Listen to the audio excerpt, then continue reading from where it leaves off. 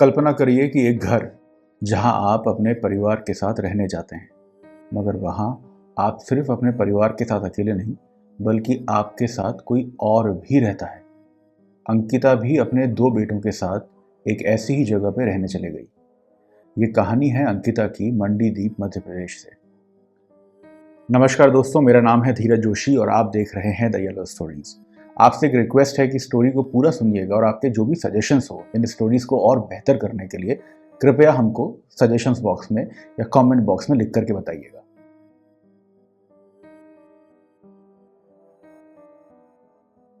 तो आज से लगभग 12 साल पहले अंकिता अपने हस्बैंड के साथ मंडीदीप मध्य प्रदेश शिफ्ट हुई। उसके हस्बैंड एक फैक्ट्री पे काम किया करते थे। एनीवेज, लगभग एक साल मंडीदीप में बिताने के बाद फैक्ट्री में हुए एक एक्सीडेंट में अंकिता ने अपने पति को खो दिया। अंकिता के दो छोटे छोटे बच्चे थे उस टाइम पे। पहला बेटा केशव 10 साल का और दूसरा बेटा राजवीर 6 साल का। अंकिता भी मंडीदीप में ही बिजली विभाग में काम करती थी। अभी जिस घर में ये लोग पिछले एक साल से रह रहे थे, अब वहां अंकिता का मन नहीं लग रहा था।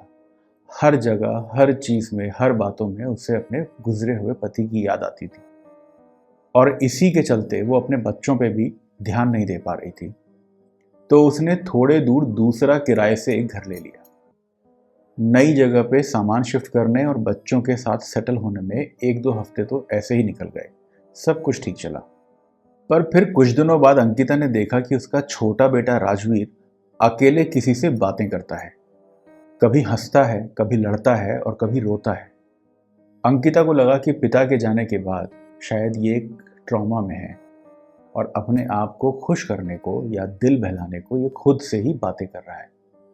फिर भी अंकिता ने सोचा कि इसे एक बार किसी डॉक्टर के पास ले जाना चाहिए। आसपास में कोई भी बड़ा अस्पताल नहीं था, तो 2-3 छोटे अस्पताल में जाकर के वो 2-3 डॉक्टरों से मिली और हर डॉक्टर ने एक ही चीज़ बोली कि ये कोई सीरियस मैटर नहीं है, कुछ दिनों की बात है, शायद बच्चा सदमे में है, आप इसके साथ में समय बिताओ और ये अपने आप ठीक हो जाएगा। मगर दिन भर दिन चीज़ें और भी खराब होती चली गईं। बड़े भाई केशव ने एक दिन स्कूल से आकर के अपनी माँ को बताया कि माँ, राजवीर सबको स्कूल में बोलता फिर रहा है कि उसका एक दोस्त है जो हमारे साथ हमारे घर में रहता है और उसे वो अलग अलग गेम सिखाता है। शुरुआत में तो अंकिता ने ये सब एक मस्ती मजाक के तौर पे लिया, लेकिन एक दिन राजवीर बहुत रोता हुआ अपनी माँ के पास आया। अंकिता ने उसको चुप कराते हुए पूछा कि बेटा क्या हुआ। तो राजवीर ने उसे बताया कि उसके रूम में जो उसका दोस्त रहता है, आज उससे झगड़ा हुआ और उस दोस्त ने उसे खूब मारा। इससे पहले कि अंकिता कुछ रिएक्ट कर पाती, राजवीर ने अपनी टी शर्ट उतार करके अपनी माँ को पीठ दिखाई। उसकी पीठ में ऐसे निशान बने हुए थे जैसे मानो किसी ने उसे हाथों से मारा हो। अंकिता बहुत गुस्से में आ गई। अंकिता ने बोला कि कौन है वो दोस्त और कब आया और कहाँ है, बुलाओ उसको। इस पे राजवीर ने कहा कि माँ, वो आप ही के पीछे हाथ मोड़ के खड़ा हुआ है और वो बहुत सॉरी है। मगर वहाँ उस वक्त राजवीर और उसकी माँ के अलावा और कोई नहीं था। अंकिता ये सब देख करके बहुत डर गई, मगर सबसे पहले वो राजवीर को डॉक्टर के पास ले गए और उसकी मरहम पट्टी करवाई। ये जो कुछ भी हुआ था अंकिता ने ये सब डॉक्टर को बताया। तो डॉक्टर साहब बोले कि ये बच्चे की बनाई हुई मनगढ़ंत कहानी है। कई बार बच्चे स्कूल ना जाने के लिए इस तरीके की कहानी बनाते हैं। अंकिता को कुछ समझ में नहीं आ रहा था, लेकिन वो अपने बच्चों को बहुत अच्छे से जानती थी। कुछ दिनों बाद एक वीकेंड पे अंकिता का बड़ा बेटा केशव माँ के पास रोते हुए आया। उसके नाक से खून निकल रहा था और हाथ पाँव में बहुत गहरी चोटें लगी हुई थी, जैसे किसी ने उसे बहुत मारा हो। पूछने पर केशव ने बताया कि उसके छोटे भाई राजवीर ने अचानक उसे मारना शुरू कर दिया और फिर तुरंत बैडमिंटन का रैकेट उठा करके उसके मुंह पर मारा, जिसके कारण उसकी नाक से खून निकलना शुरू हो गया। तो अंकिता ने फटाक से अपने छोटे बच्चे को बुलवाया कि राजवीर इधर आओ, बताओ तुमने भैया को क्यों मारा। तो राजवीर बोला कि माँ, मैं और मेरा दोस्त आपस में कुछ खेल खेल रहे थे। मैंने अपना एक खिलौना अपने दोस्त के लिए निकाल के रखा था, लेकिन भैया ने आकर के उसको उठा लिया।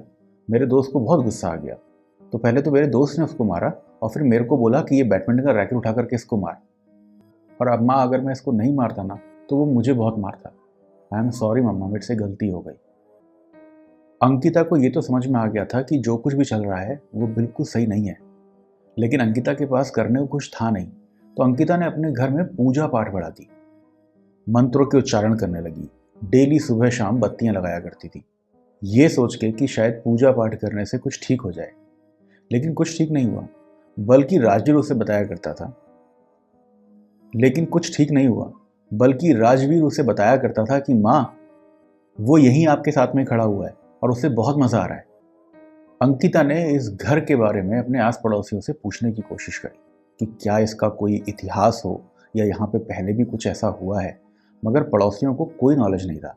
इनफैक्ट पड़ोसी ने उसको बताया कि आपसे पहले यहाँ पे कई और भी किराएदार रह करके गए और कभी किसी ने ऐसा कोई सवाल नहीं पूछा। देखते देखते 2-3 महीने निकल गए और इन 2-3 महीनों में अंकिता ना जाने कितने लोगों से जाकर के मिली। फाइनली उसे एक बाबा के बारे में पता पड़ा। ये बाबा तांत्रिक विद्या में माहिर थे। अंकिता जाकर के उनसे मिली। अंकिता ने सब कुछ बताया कि उसके साथ में क्या क्या हुआ, कैसे उसके बेटे को कोई एक और व्यक्ति दिखता है और उन्होंने मिल करके जो है उनके बड़े बेटे को मारा भी। बाबा ने बोला कि देखो, मैं यहाँ से बैठे बैठे तो कुछ भी नहीं देख सकता, मुझे एक बार आकर के देखना होगा, लेकिन चिंता मत करो, अगर कुछ ऐसी चीज़ें हैं तो उनका निवारण भी ज़रूर होगा। अगले दिन वो अंकिता के घर पहुँचे। उन्होंने घर पे आकर के अपने कुछ मंत्र वगैरह पढ़े और पता लगाने की कोशिश करी कि यहाँ पे क्या है। बाबा ने बाद में बताया कि यहाँ पे कोई साया तो है, लेकिन इतना मजबूत नहीं है, न जाने इतना नुकसान कैसे पहुँचा रहा है। ये आत्मा इतनी मजबूत नहीं दिखती, तो कोई बात नहीं, हम 3-4 दिन के बाद एक यहाँ पर जो है पूजा करेंगे और मैं सब कुछ ठीक कर दूंगा। घर आने के बाद उसी शाम राजवीर ने अपनी माँ को रोते हुए बुलाया कि मम्मा प्लीज़ मेरे पास आओ, मुझसे बात करो।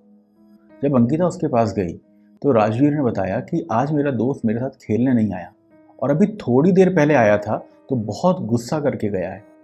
मेरे दोस्त ने मुझसे बोला कि वो इस घर से कहीं नहीं जाना चाहता, ये उसका घर है और उसके पापा मम्मी थोड़ी देर में आते ही होंगे। अगर किसी ने उसे यहाँ से भगाने की कोशिश करी तो वो उन्हें मारेगा। अब अंकिता काफ़ी डर गई थी, क्योंकि तांत्रिक बाबा ने कहा था कि पूजा 2-3 दिन के बाद होगी और 2-3 दिन में अगर उस आत्मा या उस एंटिटी ने राजवीर को कुछ ज़्यादा नुकसान पहुंचा दिया तो। इसीलिए अंकिता ने फिर एक बार पूरी ताकत लगा करके घर के बारे में जानने की कोशिश करी। उसने सबसे पहले अपने करंट ओनर से बात करी, उनसे पता लगाया कि उन्होंने ये प्रॉपर्टी किससे खरीदी है। ऐसा करते करते उसको 3 प्रीवियस ओनर्स के बारे में पता पड़ा। उसने दोनों ओनर से तो बात करी, लेकिन थर्ड ओनर से उसकी बात नहीं हो पा रही थी, क्योंकि एक तो वो काफ़ी बुजुर्ग थे और वो इंडिया में रहते ही नहीं थे, वो अपने बच्चों के साथ बाहर शिफ्ट हो चुके थे। कुछ समझ में ना आने के कारण अंकिता ने अपना नंबर आस पड़ोसियों को देना शुरू किया और उनसे रिक्वेस्ट करी कि उनकी जब भी वो थर्ड ओनर से बात हो तो प्लीज़ उन्हें मेरा नंबर शेयर करना, मुझे उनसे बात करनी है। और तीसरे दिन ही सुबह सुबह अंकिता को वो तीसरे ओनर का फ़ोन आया। अंकिता ने रोते हुए उस थर्ड ओनर को अपनी सारी बातें बताई कि उसके बच्चे के साथ में क्या क्या हो रहा है।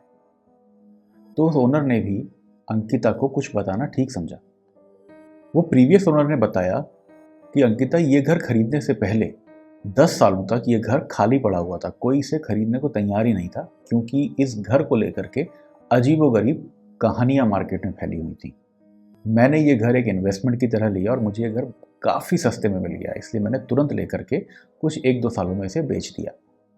उन्होंने बताया कि यहाँ बहुत समय पहले एक फैमिली रहा करती थी, मदर, फादर और उनका 5 साल का एक बेटा, और बेटे की हेल्प करने के लिए एक हाउस हेल्प भी थी, यानी कि आया। एक दिन काम के सिलसिले में दोनों माँ बाप अपने बच्चे को घर में उस आया के भरोसे छोड़ के शहर से बाहर चले गए। उनके पीछे इनका बच्चा छत से गिर गया। आया शायद अंदर होगी तो आया ने ध्यान नहीं दिया, बच्चा छत से गिरा और स्पॉट पे ख़त्म हो गया।